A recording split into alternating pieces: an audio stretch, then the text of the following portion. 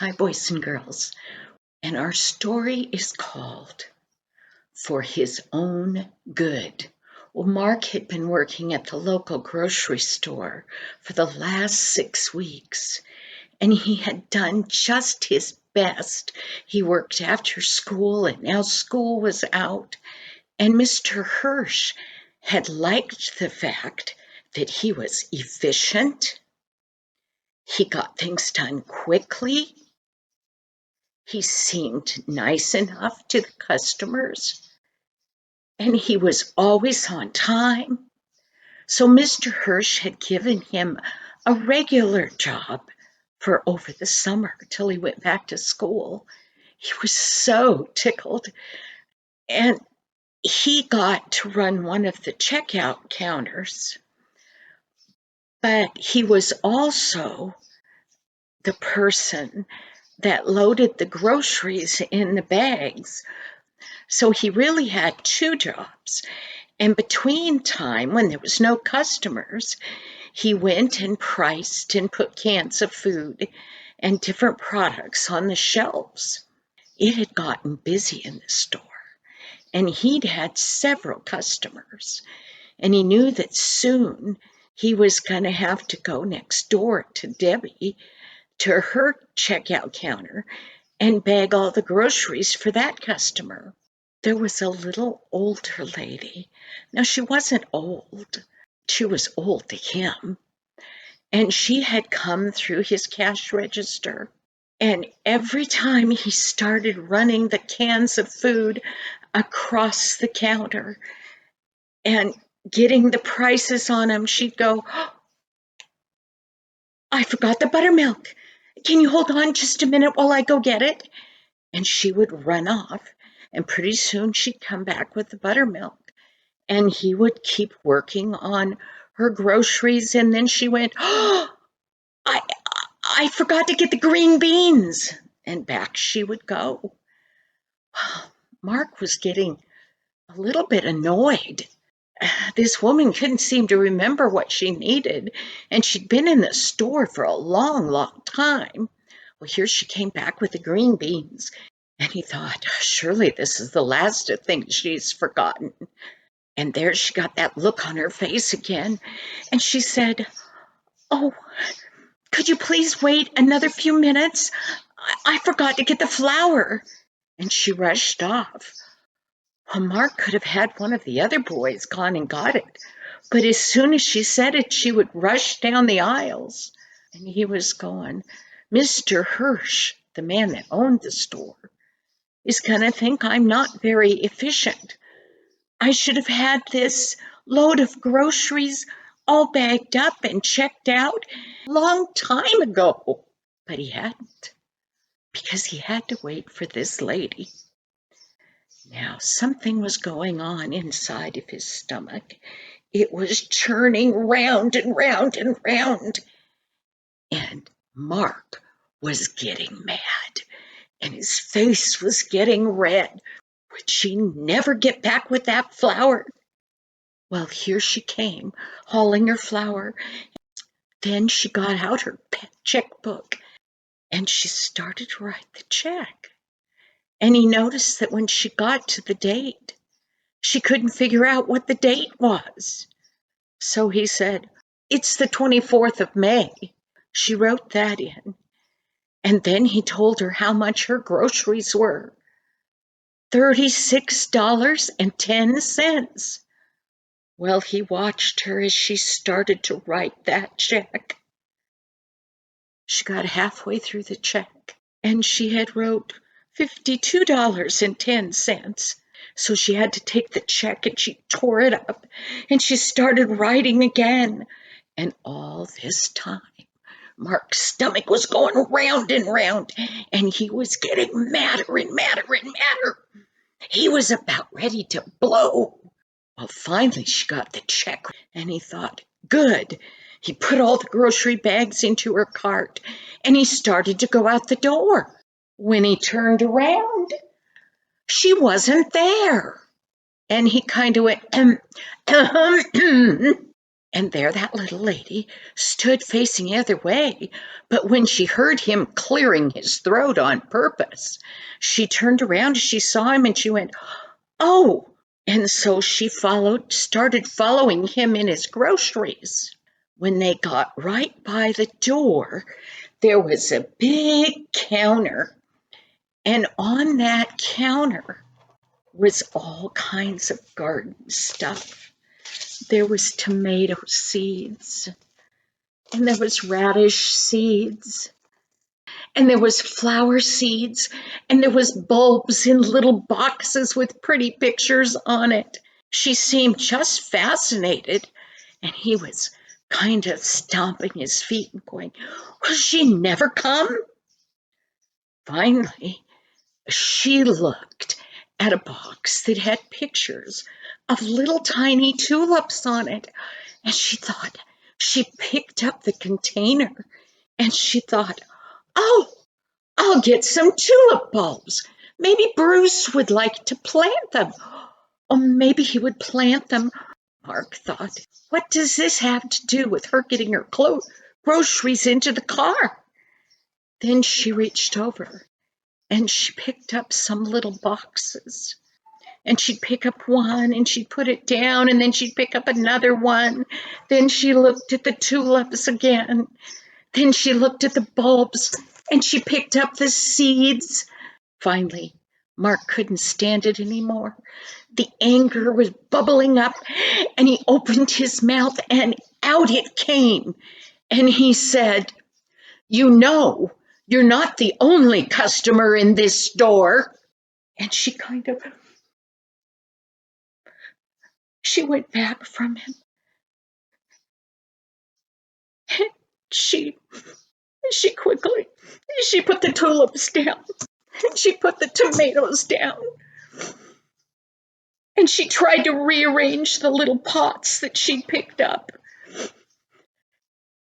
And before Mark knew what she'd said, I'd hoped that you wouldn't mind if I looked at the plants. I think I'd like to get some. Do you have time?" And he said, "No, I don't have time. I have other people to take care of. We need to get your groceries in the car." And right in front of Mark, she burst out in tears.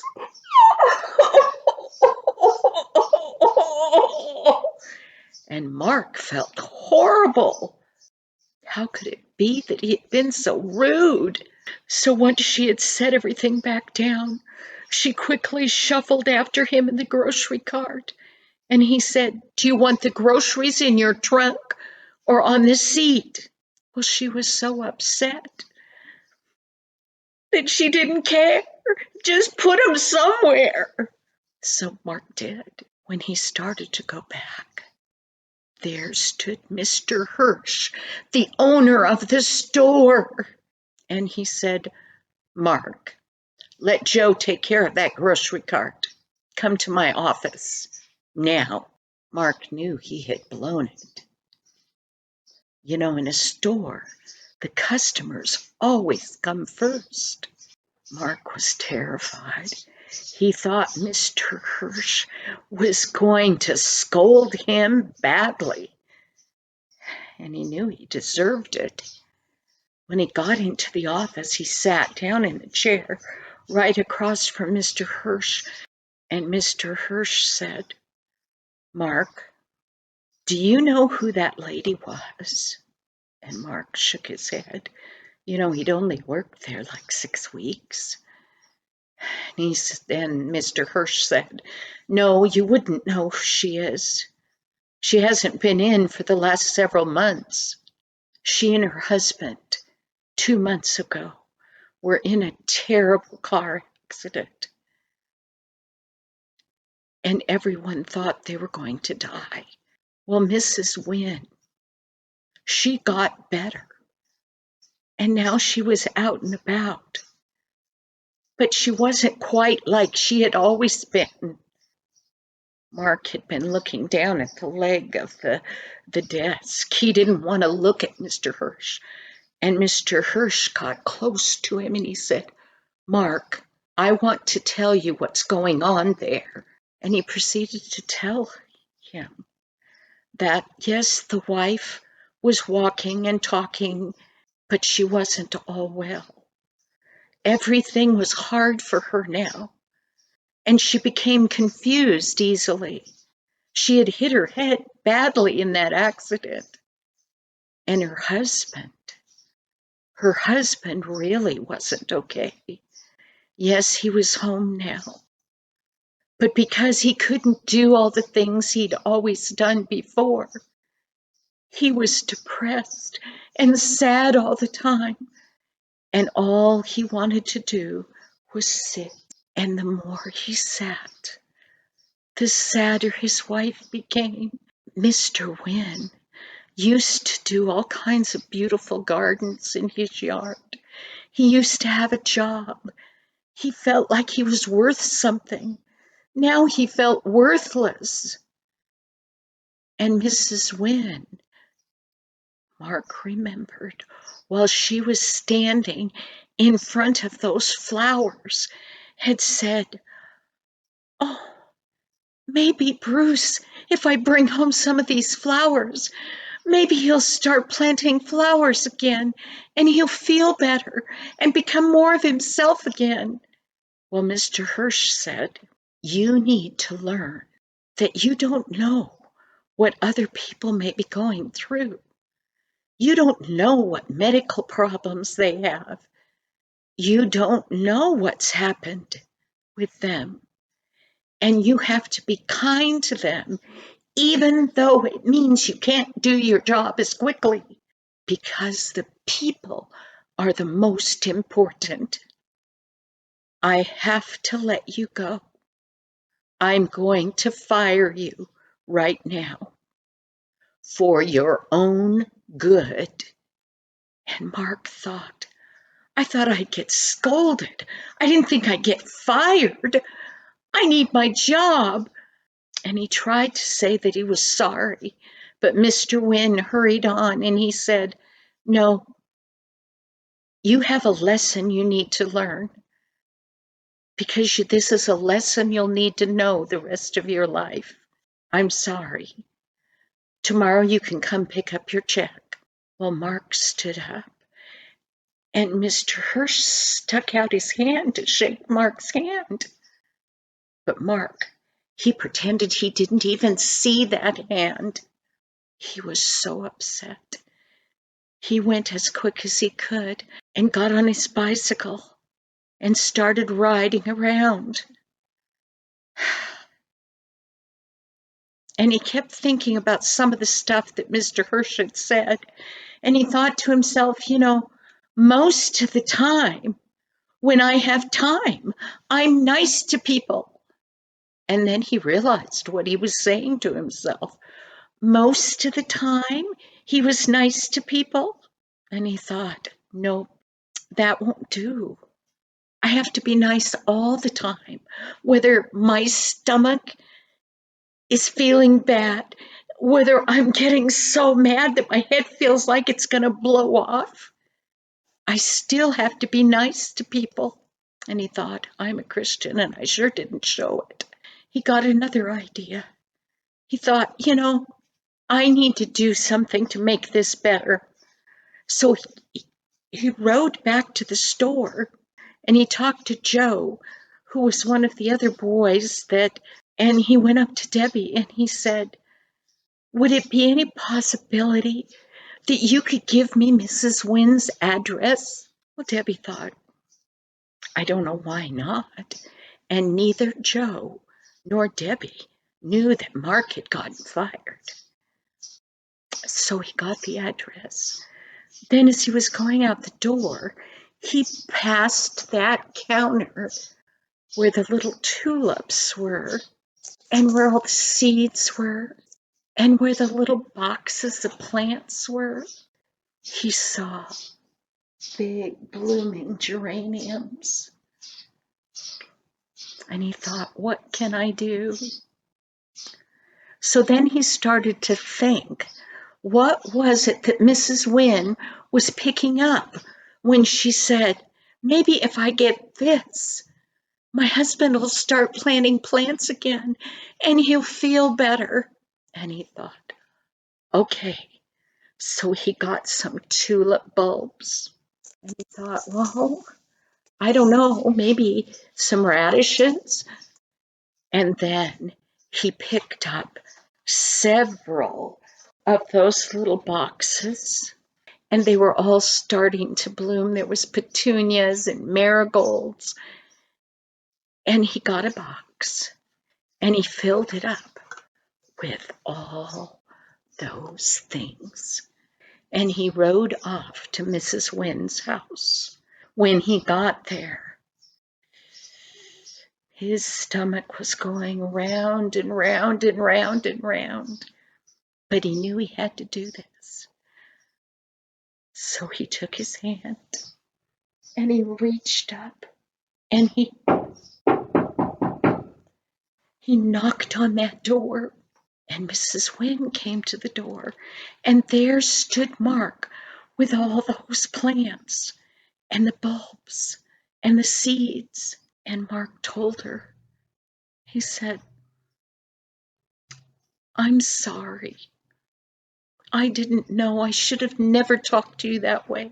I should have never acted that way. I brought you some plants. Can I help you do something with them? Can I help you plant them? Mrs. Wynne was so excited.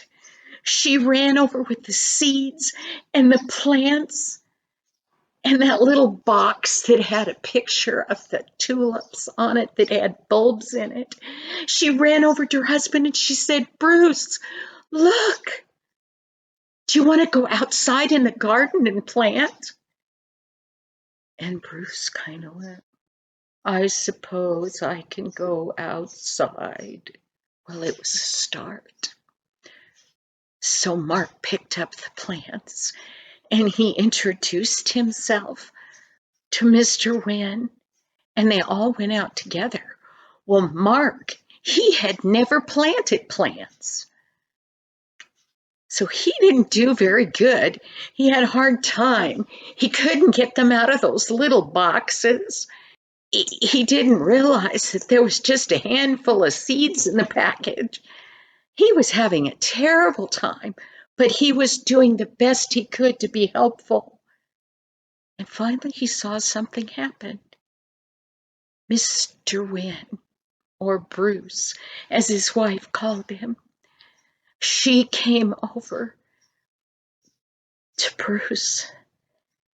And Bruce looked at Mark and he said, okay, young man, I'll show you how to plant these. So he showed Mark how to get the plants out of the little boxes so you didn't knock all the dirt off of them. He showed him how to dig the holes and how far apart to plant them. And Mark helped as much as he could. But finally, he noticed that Mr. Wynne, or Bruce, was just planting away, and he wasn't all sad and morose anymore. He was smiling.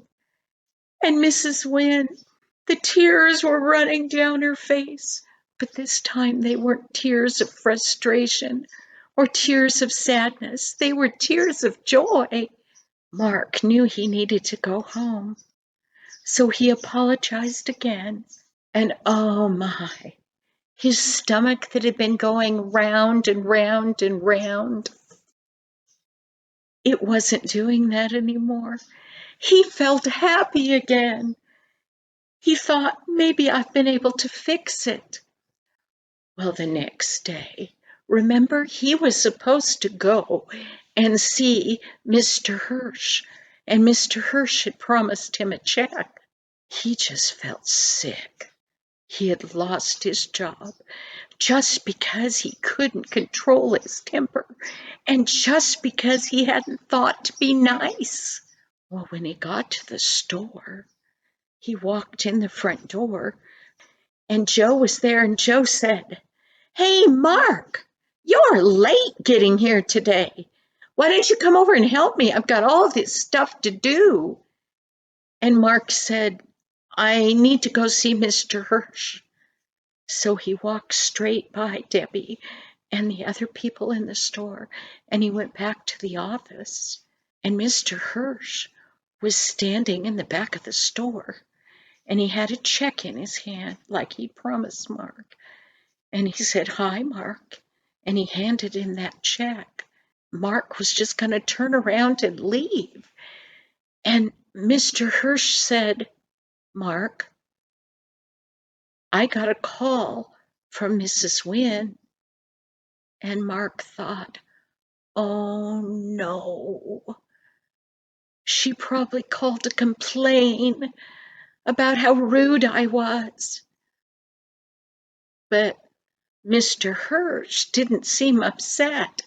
He said, "No, Mark, she didn't call to complain. She called to tell me about your visit to her last night. Come into the office and tell me about it." Well, Mark sat down. He didn't feel so bad now. And he said, "Well, I really didn't do much, but when I left the store, I got to thinking about how rude I'd been, and that sometimes I was only nice to people when I thought I had time, and I knew that wasn't right. So I thought, what is it that I could do?" So I went in and I got an address for Mrs. Wynne, and I went and I looked at the flowers, and I remembered some of them that she had picked up and looked at. And I brought some of the flowers and I put them in my bicycle and I rode them to her house. When I got there, she was so tickled about the flowers, and she ran with them to show them to her husband, Bruce. And Bruce didn't look he just looked sad, Mr. Hirsch. And I felt even worse. But Mrs. Wynne asked Bruce if he wanted to go outside and plan. And he kind of answered, "Well, maybe." But he came outside, and I wasn't very good at planting because I'd never planted before. But then he kind of bubbled up and he started showing me how to plant the plants. And by the time I left, he was all excited and he was telling me all about his yard and what he needed to do, and that he needed the bushes cut. And Mrs. Wynne asked me if I would come tomorrow and help trim the bushes, that Bruce would show me how. And I felt much better. And Mrs. Wynne kept thanking me, so I think she felt better, sir. You've learned a lesson that some people don't ever learn. And that's how to be kind to people. That you learned your lesson, Mark. Now, yesterday, I fired you for your own good. Today, I want to hire you back for your own good." And he was so tickled, and his heart and his stomach felt so much better because he knew he had made it right. And there was a lesson in being kind to people that he would never, ever forget. I will see you next week. Bye-bye. Remember, Jesus loves you, and he wants you to act like him. Bye-bye now.